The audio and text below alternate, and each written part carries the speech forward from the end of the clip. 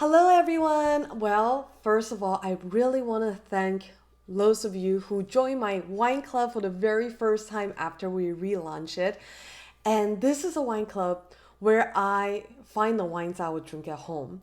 And that being said, I drink a lot of overall wine, and most importantly, I want to find wine that overproduce for the value. Like when I'm at home, I'm not really chasing the big name brand, and I wanted to find wines again that drinks more expensive than what I'm paying for, rather than look more expensive than what it tastes like because of the name brand and marketing. So it being the very first month that we launched a wine club, I wanted to um, I wanted to bring you to a place where I call home. For most of the wine lover, I feel like eventually after you venture into wine, this is kind of where most of them end their journey. It just the wines of Burgundy are so charming and so mesmerizing that once you fall in love with it, it's really hard to go elsewhere. Now, Burgundy is a French wine region, a very small one with very simple grape. All you have to know is that they have Chardonnay for whites and Pinot Noir for red.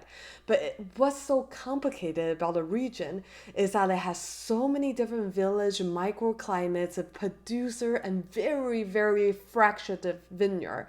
I mean, we literally can have one Grand Cru vineyard that's owned by 80 different people. So this is very confusing for most consumer, which makes it a really hard region to break into. On top of that, in the Burgundy, the frame producer and or the really famous vineyard can easily go upwards of hundreds and thousands of dollars, making it very unapproachable for most beginner drinker or even most advanced drinker. I've been drinking Burgundy all my life. It's still very hard for me to break into some of the name brand Grand Cru stuff.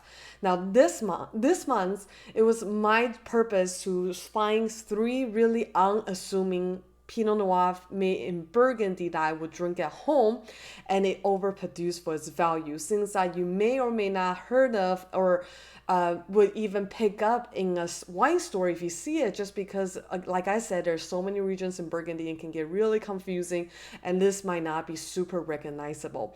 Now, I do always wanted to have some kind of scene that tied together my selection. So this month, I purposely find three different red Burgundy.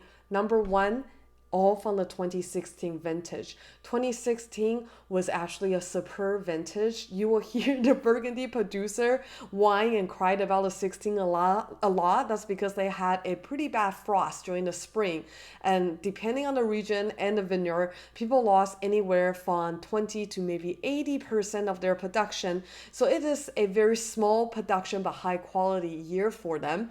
But it's not quite as highly rated as the 2015. So I think it provides a better value. It is just harder to find though, because like I said, the production is so small for the 16. So it's really cool that we're able to get three 2016 vintage to compare side by side.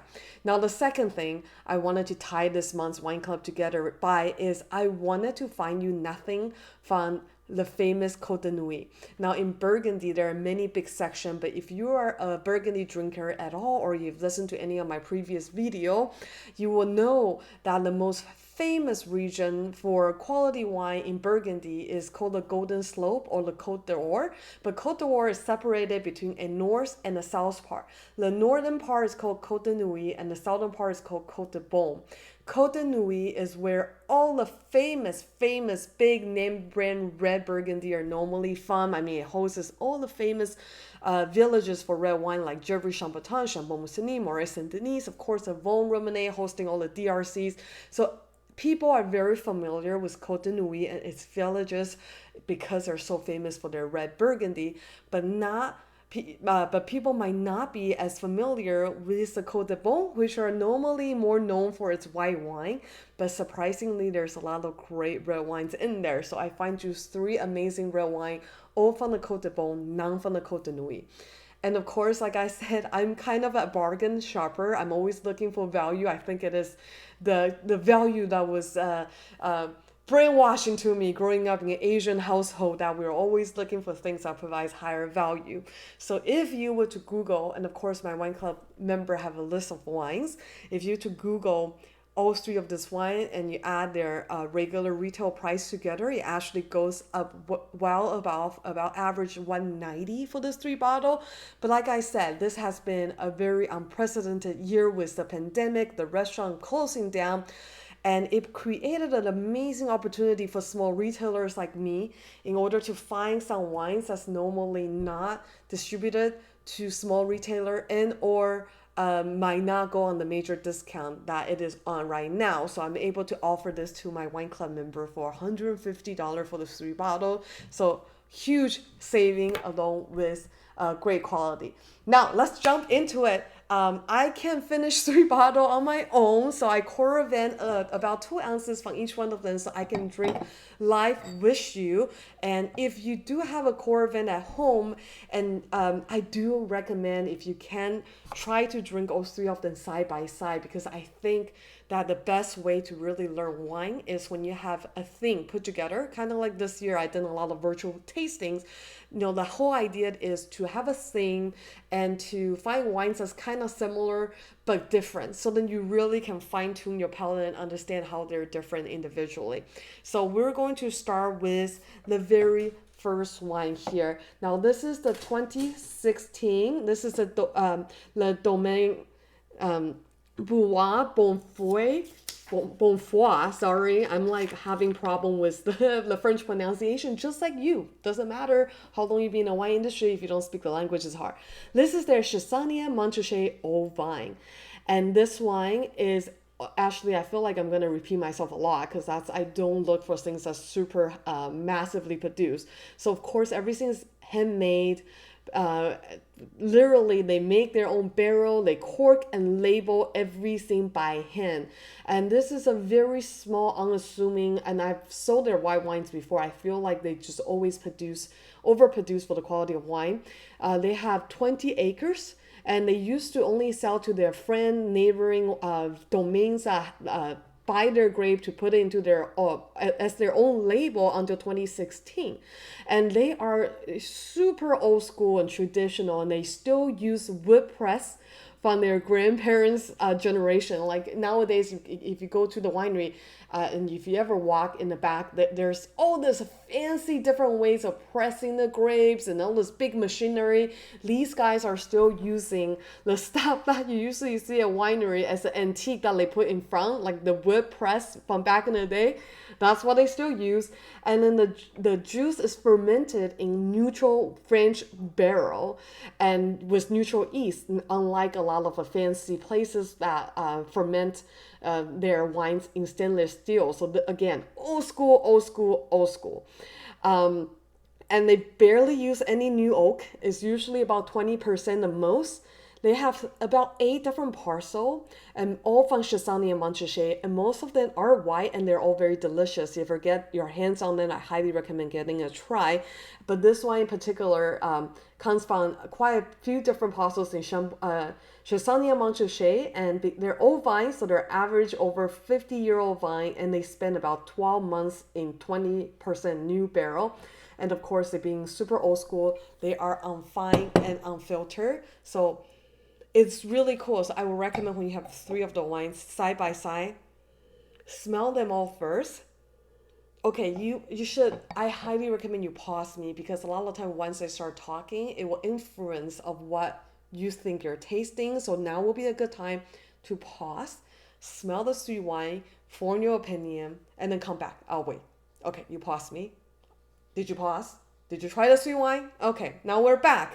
So up on smelling, they're very different. That's why it's so cool. Like I said, we already talked about Le Bois Bonfoy. That is very old school and barely use any new oak.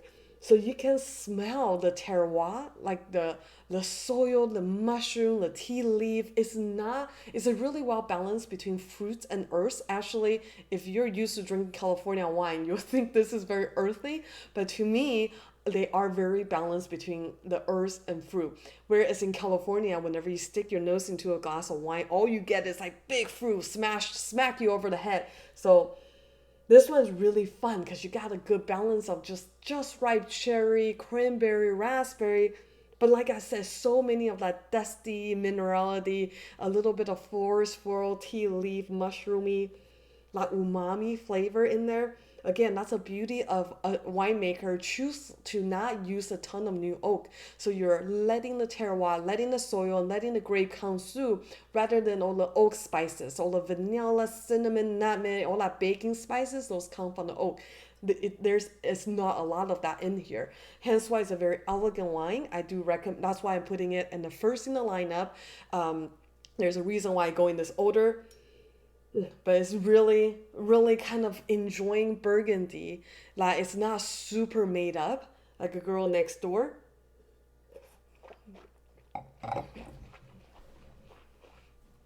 Yeah, on the palate, ooh, you actually get more earthiness coming on the palate.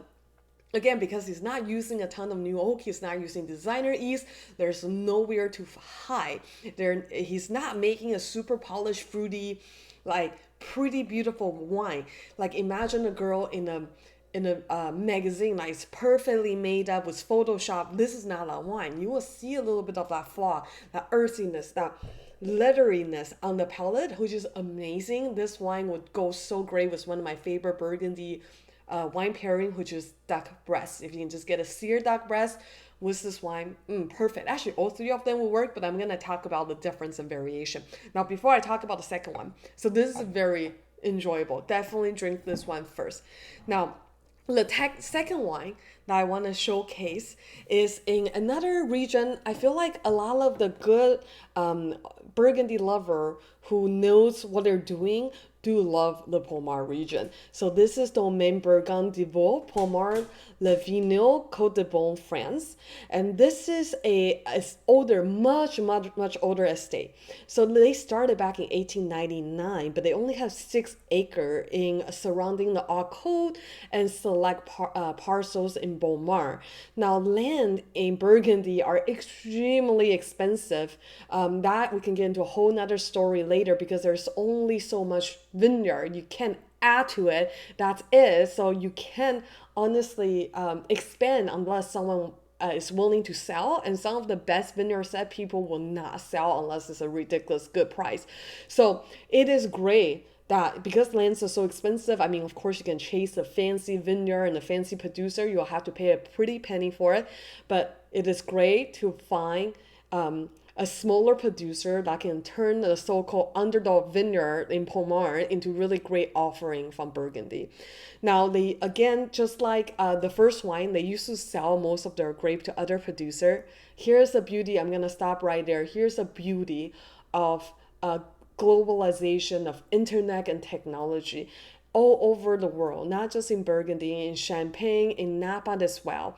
You're starting to see more and more of these small farmer, landowner, producers that used to not label their own wine, but they have great land and great grapes and great winemaking technique that are starting to finally put in their own name on the label and market it. Because before internet was a thing, before the globalization of our market, is really hard to go out with just like a few hundred bottle or few hundred cases of your wine and trying to market it. So it's easier to sell your grape to a bigger house that has a marketing budget that can distribute their wine around the world. But now things have changed, so you're starting to see more and more of this cool artisanal smaller producer coming all over the place, which I think is really, really awesome.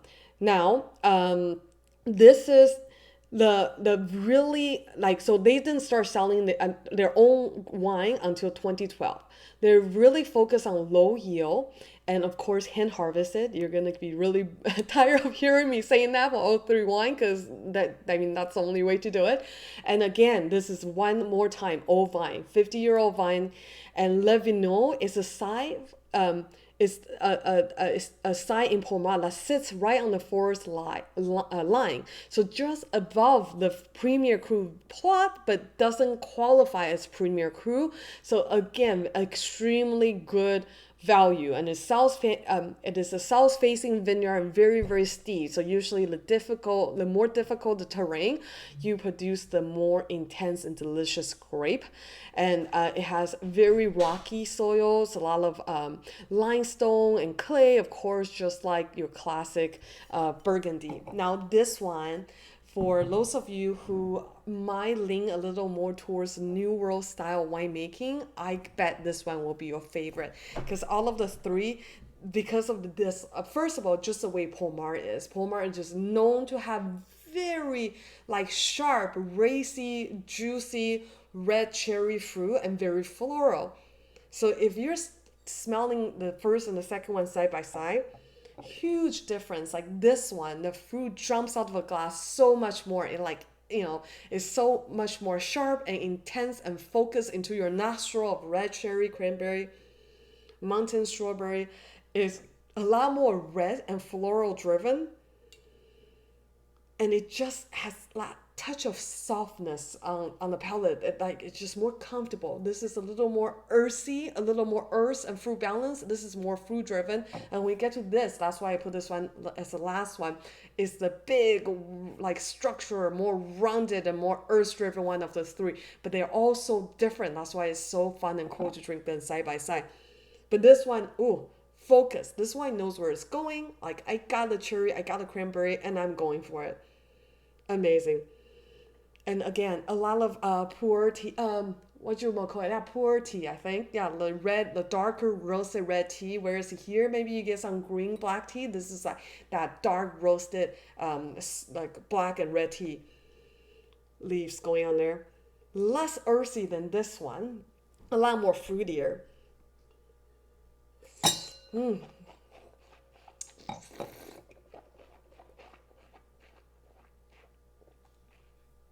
Notice the way this two wine hits your palate, and absolutely let this one, once you swallow it, wait for it to come back. Huge difference. This is the beauty of Pommard.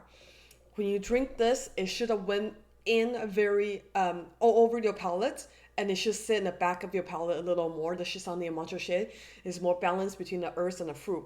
This guy, Pommard, like I said earlier, so focused on the acid. Once you drink it, you should feel your cheek pucker up, and you can feel it on the side of your mouth a lot. And it hits the front of your tongue more because it's more fruit driven, but both absolutely amazing. A little bit different pairing. Okay, like I said, my favorite pairing with Burgundy is duck. So if this one will be a really great like duck breast pairing, this one you might want to do with a confit of duck. Why confit of duck? Duck leg, because it's fattier, has a little more oil.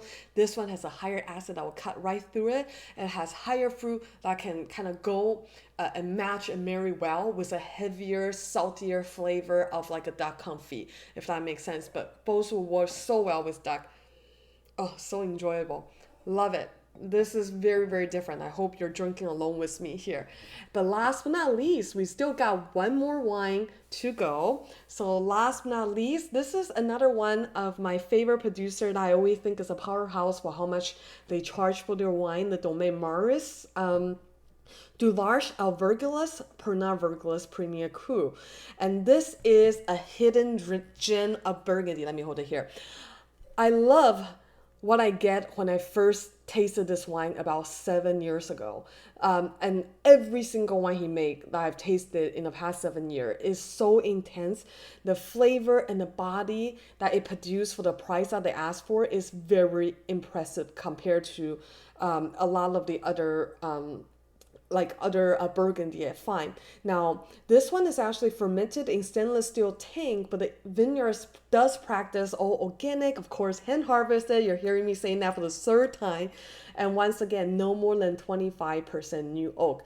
Now, I know a lot of the really fancy Grand Cru vineyard will use a lot more new oak, but generally, if you're looking at the Premier Cru and Village level, I do think it's better not to use a ton of oak to allow the fruit and the terroir to come through. Now, this is a vineyard that's bordering Sauvigny-Laspan. The L. Verglis face southeast and is really high up on the slope. In fact, if you find a Burgundy map, they're usually northwest, like on sideway. You can literally draw a straight line between this vineyard to this vineyard Pommard, or a little further down south. And it is actually quite high in altitude. It's about 810 to 840 feet. Now, I know that doesn't sound very tall, but in Burgundy, that's high altitude, just so you know, because it's mostly flat there with that tiny little hill. So it's quite up there. And it is actually fenced in an ancient stone wall that separate this plot from the surrounding vineyard, creating kind of like a little island. Hence why they call it the L, like L, the like Eel, sorry, it's pronounced like Eel de Verglis. So it literally is the island of Verglis that is surrounded by wall. And again, just like all your typical Burgundy, the soil type here is limestone and clay. Now we're going to talk and drink the last one. I put this one last is because it definitely is the most manly, rustic one of all three of them.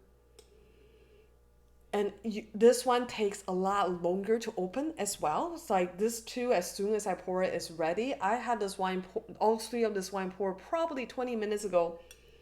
And this one is still a little tight. I literally would like to come back in 30 minutes. And I think this will open up a lot more. And actually, all of the three, this one, I would recommend give it a few more years in a cellar if you can. If you can't wait like me, drink it now, but just let it open up. Give it a little more time. Yeah, just so much earth, so much structure. It's very focused on the mineral and structure because, again, from the higher altitude and the soil type, like heavy limestone and clay. I love the smell of mineral, hence why I am an overall driven person. This wine just mineral, like limestone. You feel like you're licking limestone. It's absolutely beautiful. And out of the three, it's got the most grippiness on the palate. As a really great acid, it will feel like the Pommard has higher acid, but this wine actually does have a good amount of acid as well. But out of the three, it has a higher alcohol and higher tannin as well. So to balance it out, it doesn't feel as sharp on the acid as this one. But this is like strong, beefy out there. Oh, this is good.